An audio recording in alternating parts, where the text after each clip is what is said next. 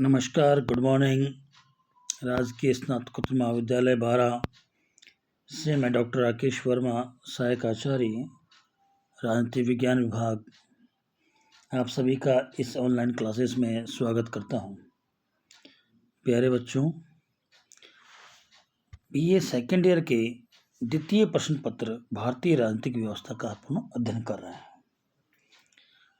इस पुस्तक में हम इस समय जो करंट इवेंट्स हैं, जो भारतीय राजनीति में उभरते हुए प्रतिमान है, जो राजनीतिक व्यवस्था में समस्याएं हैं, उनके बारे में अध्ययन चल रहा है। इससे पूर्व अपन ने भारतीय संविधान के बारे में अध्ययन किया था। हम भारत में जो सांप्रदायिकता के बारे में हमने पिछली कक्षाओं में बात की थी। सांप्रदायिकता के बारे में प्यारे बच्चों, मैं पहले डिक्लेयर कर दूं कि सांप्रदायिकता का अर्थ इतना है कि किसी विशेष धर्म में आस्था रखकर उस धर्म की कट्टरता को बनाए रखना और द्वेषता पैदा करना सांप्रदायिकता है। यह सांप्रदायिकता किन्हीं अर्थों में भारत के विकास और राष्ट्रीय एकता को बाधित पहुंचाती है। सांप्रदायिकता से हमें काफ़ी नुकसान भी है। इसमें जो भाईचारे की व्यवस्था है वो समाप्त हो जाती है, आपसी द्वेष उत्पन्न हो जाते हैं तथा इससे पैसे की हानि बहुत ज़्यादा होती है, आर्थिक नुकसान हमें झेलना पड़ता है। सांप्रदायिक दंगों में आप देखें, बसें जलाई जाती हैं, सार्वजनिक संपत्ति को नष्ट किया जाता है, यहाँ तक कि घर जो जिसमें रहते हैं लोग उन तक को जलाया जाता है, बेघर कहते हैं। कई बार तो महिलाओं की आबरू भी लूटने का प्रयास किया जाता है। ये सांप्रदायिक दंगे भारत की राष्ट्रीय एकता को खंडित करने का कार्य करते हैं। कई लोग इसमें मारे जाते हैं और राष्ट्रीय एकता महत्वपूर्ण होती है, उसको खंडित करने का कार्य सांप्रदायिकता करती है। सांप्रदायिकता के बारे में हमने पिछली कक्षा में अध्ययन किया था कि सांप्रदायिकता क्या है और हमें इसके क्या क्या दुष्परिणाम हो सकते हैं। आज हम सांप्रदायिकता के दूर करने के उपायों के बारे में बात करेंगे। सांप्रदायिकता हम दूर कैसे कर सकते हैं, इस बारे में हम चर्चा कर रहे हैं। बच्चों, जब किसी जगह घटना होती है, आप वहाँ देखिए कि कितना नुकसान होता है। सांप्रदायिक दंगे जब भड़कते हैं तो हम अपने आप को असुरक्षा की भावना लिए हुए सहमे हुए रहते हैं। जब कभी सांप्रदायिक दंगे हुए हों, देखे हों, तो उस समय किसी धर्म विशेष के लोग एकत्रित होकर किसी धर्म विशेष के लोगों के ऊपर आक्रमण करते हैं। वो दिन भूल जाते हैं जब हम साथ रहकर एक साथ राम रहीम ने दिवाली और ईद मनाई हो। इसको जो सांप्रदायिकता की भावना है, इसको दूर करने के कुछ सुझाव हम देखते हैं। इसके ऊपर हम जो अध्ययन कर रहे हैं, ये महज केवल हमें पुस्तक में जो दिया गया उसी के आधार पर कर रहे हैं। सांप्रदायिकता के बारे में अपना कोई अलग वक्तव्य नहीं है, परंतु हम हमारे विचारों को दायरे में रह करके एक दूसरे से प्रसिद्ध करेंगे। जिसमें पहला है, सभी धर्म के लोग मिलकर रहें। सभी धर्म के लोग मिलकर रहें। हमारे भारतवर्ष में अनेक धर्मावलंबियों के लोग रहते हैं और ये जो है किसी धर्म विशेष में आस्था रखते हैं। और जैसे हिंदू, मुस्लिम, सिख, ईसाई की भावना है और हम सब भाई भाई। सांप्रदायिकता को निश्चित रूप से सभी धर्मों के लोग मिलकर अपनी अपनी आस्था के रूप में उसको माने, परंतु एक धर्म दूसरे धर्म की बुराई ना करे, गणना ना करे, क्योंकि ये एक आस्था का विषय है। आस्था के विषय में हम किसी के अंतर्मन को नहीं जज कर सकते।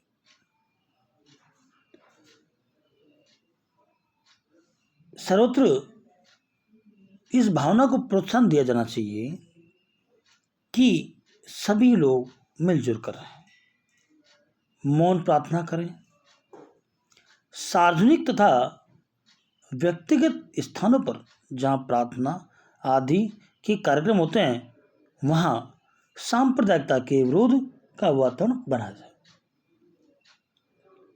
कहीं भी हम जहाँ बैठे हों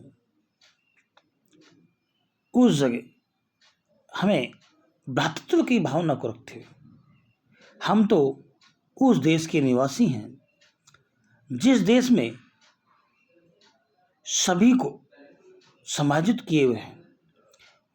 हमारी भारतवर्ष की वसुधैव कुटुंबकम, सभी हमारे परिवार हैं, भाई हैं, की भावना को ध्यान में रख करके कार्य करना चाहिए। दूसरा, सरकार की सक्रियता। जो भी सत्तासीन सरकार होती है वो सदैव इस बात का ध्यान रखना चाहिए उसको कि उसके द्वारा ऐसा कोई कार्य ना किया जाए जिसके द्वारा सांप्रदायिकता को प्रोत्साहन मिले। और सरकार का अर्थ वो सत्ता में बैठे लोग हैं, जो लोग इस बात को ध्यान रखें कि किस प्रकार से हम सत्ता के द्वारा या हमारे प्रशासन के द्वारा सरकार की नीतियों और निर्णयों को सभी के लिए समान रूप से लागू करते हुए कार्य करें।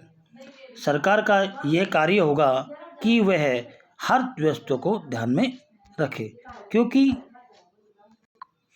सरकार हमेशा वो नीतियों का निर्माण करे जिन नीतियों के आधार पर सांप्रदायिकता की भावना उत्पन्न हो, सभी के लिए समान व्यवस्था हो। अगला, नैतिक शिक्षा और आध्यात्मिक ज्ञान।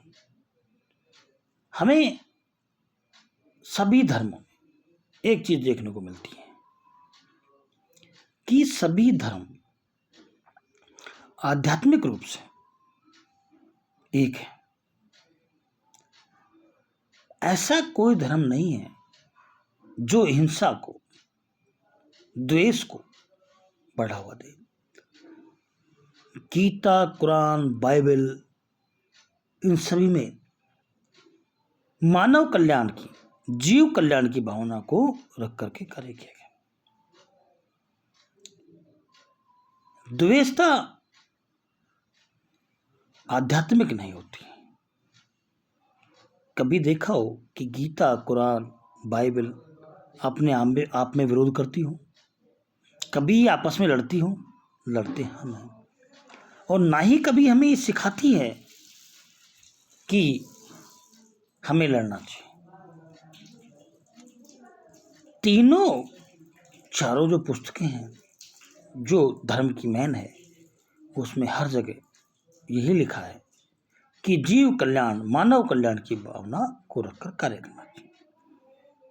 हमें ईश्वर के पास जाकर के जब हम जाएंगे इस दुनिया से, उस समय जवाब देना होगा कि किस प्रकार हमने क्या किया। एक नैतिक शिक्षा ये मानी जाती है कि हमें कल्याण के कार्य करने चाहिए। नैतिक शिक्षा या आध्यात्मिक मूल्यों का समावेश हो किया जाए। भारत एक धर्मनिरपेक्ष राज्य है। इस कारण किसी धर्म विशेष से जुड़ी हुई शिक्षा को अनुचित समझा जा सकता है, लेकिन नैतिक या आध्यात्मिक मूल्यों की शिक्षा धर्मनिरपेक्ष राज्य में भी बहुत अधिक आवश्यक है। अतः इसकी तत्काल व्यवस्था की जानी चाहिए कि नैतिक शिक्षा और आध्यात्मिकता को ध्यान में रखकर कार्य किए जाए। अगला, अल्पसंख्यकों संबल। सरकार को हमेशा ही ध्यान रखना चाहिए कि सभी नागरिक जो भारत में रह रहे हैं वो एक होने चाहिए, उनके अंदर भ्रातृत्व की भावना बने। जो अल्पसंख्यक है वो अपने आप को अलग ना समझे कि हम संख्या में कम हैं, क्योंकि अल्पसंख्यकों की प्रोत्साहन करने के लिए सरकार को कार्य करना चाहिए।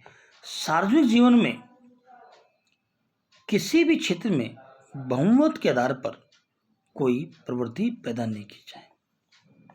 सारा कार्य ऐसे ढंग से हो कि अल्पसंख्यकों को अल्पसंख्यक होने का मान न रहे, उनके अंदर ये ग्लानि महसूस ना हो कि हम संख्या में कम हैं, इसलिए हमारा महत्व नहीं है।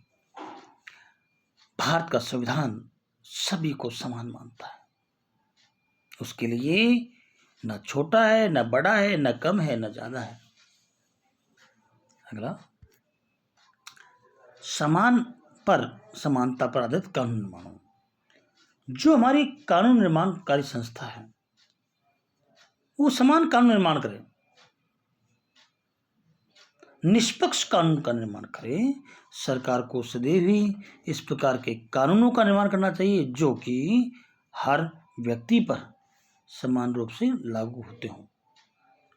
कानून निर्माण होने में किसी प्रकार की जाति, धर्म, लिंग, भाषा एवं संप्रदाय संबंधी भेदभाव नहीं होना चाहिए।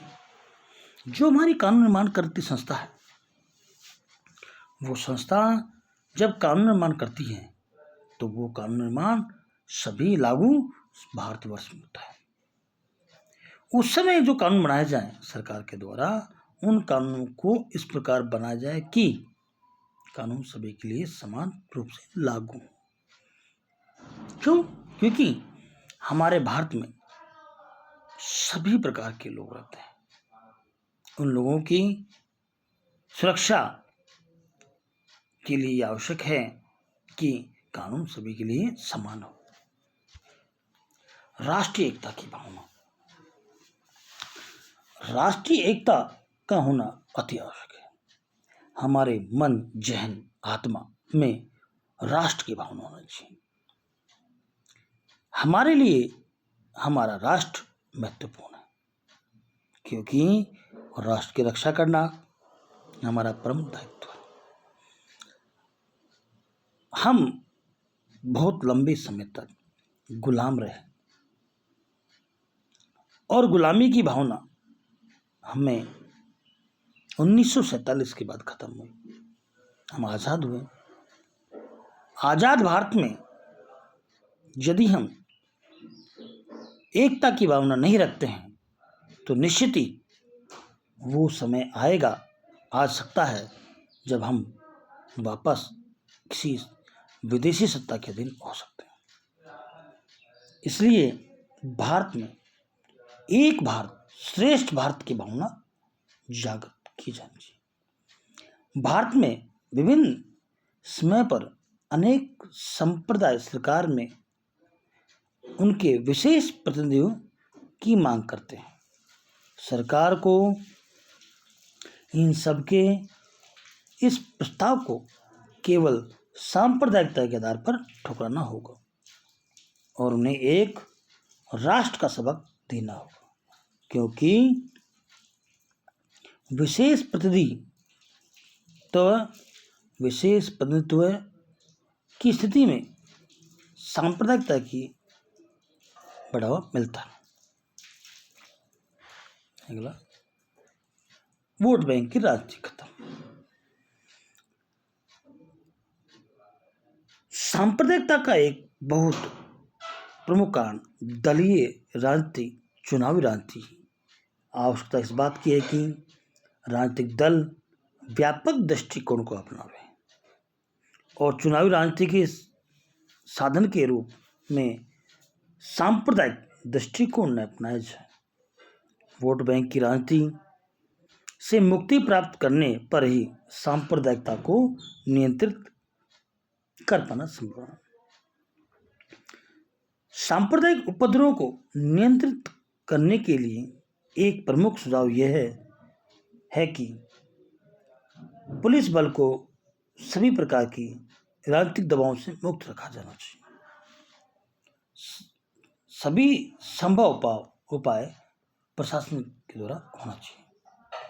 इस प्रसंग में कुछ पक्षों द्वारा सुझाव दिया जाता है कि सांप्रदायिक दलों पर प्रतिबंध लगा देना चाहिए, लेकिन ऐसा करने से कुछ प्राप्त होने वाला नहीं है। इस प्रसंग में कानून घोषणाओं की अपेक्षा आचरण अधिक महत्वपूर्ण है। हमें इस बात का गर्व है कि हमारे देश में अनेक धर्म के लोग मानने वाले रहते हैं और जो धर्मों के मानने वाले लोग रहते हैं ना, उनमें एकता की भावना बनी रहे।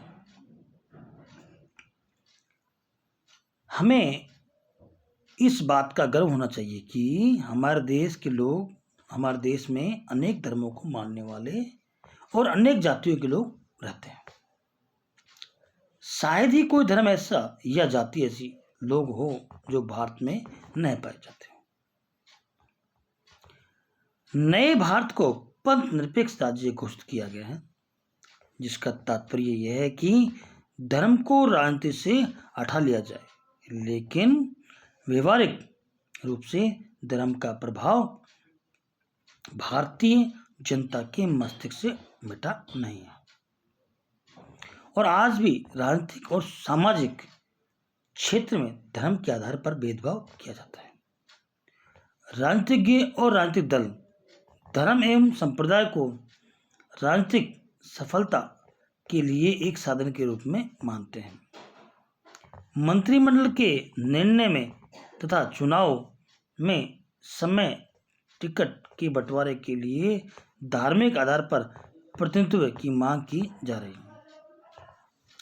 कुछ धर्मनिरपेक्षीय हिंदू नेताओं ने यदि मतदाताओं के रूप में मुसलमानों को हैसियत समाप्त करके उन्हें महज वोटों में बदल दिया है, तो सांप्रदायवादी मुस्लिम नेताओं ने इस वोट शक्ति को अपने सीमित लक्ष्यों की प्राप्ति के साधन बना लिया। राजनीतिक दल इस डर से सांप्रदायिकता से बचने की कोशिश करते हैं कि वे दूसरे संप्रदायों के वोट खो दें, परंतु उनके स्थानीय संगठन स्थानीय झगड़ों का लाभ उठाने के प्रलोभन में पड़ जाते हैं। सांप्रदायिक झगड़े भले ही छिटपुट और स्थानीय हो, लेकिन उनसे देश की बदनामी होती है और उनका लोकतंत्रीय पंथ निरपेक्ष स्वरूप कलंकित होता है। हम ये बात करते हैं कि सांप्रदायिकता भारतवर्ष के लिए नुकसानदायक है। भारतीय राजनीति में धर्म एवं सांप्रदायिकता का प्रभाव बढ़ने से धर्म निरपेक्ष राजनीति के विकास का मार्ग रुकता है। सांप्रदायिकता की राजनीति के अपने तर्क होते हैं। उसका मुख्य ध्येय संकुचित हितों की रक्षा करना होता है। यह दायित्व राष्ट्रीय नेताओं का है कि वे समुदाय के सीमित तथा राष्ट्र के वृहद हितों के बीच संतुलन स्थापित करें। समुदाय के प्रति लगाव और भक्ति को राष्ट्र के प्रति लगाव और भक्ति में बदले। यह आशा की जा सकती है कि राजनीतिक चेतना की वृद्धि और लोकतांत्रिक मूल्यों के परवान चढ़ाने के साथ साथ धर्मनिरपेक्षता का स्वरूप भी निखरता जाएगा। भारत में जो धार्मिक एकता है वो बनी रहे। सभी लोग अपने अपने धर्म को माने, परंतु किसी दूसरे धर्म के अंदर इंटरफेयर नहीं करें, क्योंकि धार्मिक भावना, धर्म एक आस्था का विषय है और आस्था कहाँ होती है? मन में। हमें एक भारत श्रेष्ठ भारत की भावना को जागृत करना है। सरदार वल्लभ भाई पटेल की एकतावादी भावना हमें रहनी चाहिए। उनका लक्ष्य उन्होंने निर्धारित किया, एक भारत श्रेष्ठ भारत को बनाया। इस कक्षा में इतना ही। सभी का इस ऑनलाइन क्लासेस में धन्यवाद। Thanks of all. अगली कक्षा में आपसे पुनः मिलते हैं। थैंक्स। कोरोना वायरस से सावधान रहें, सुरक्षित रहें। कोरोना वायरस एक महामारी है, इससे सोशल डिस्टेंसिंग और सैनिटाइज के उपयोग से दूर रखा जा सकता है। धन्यवाद। Thanks of all.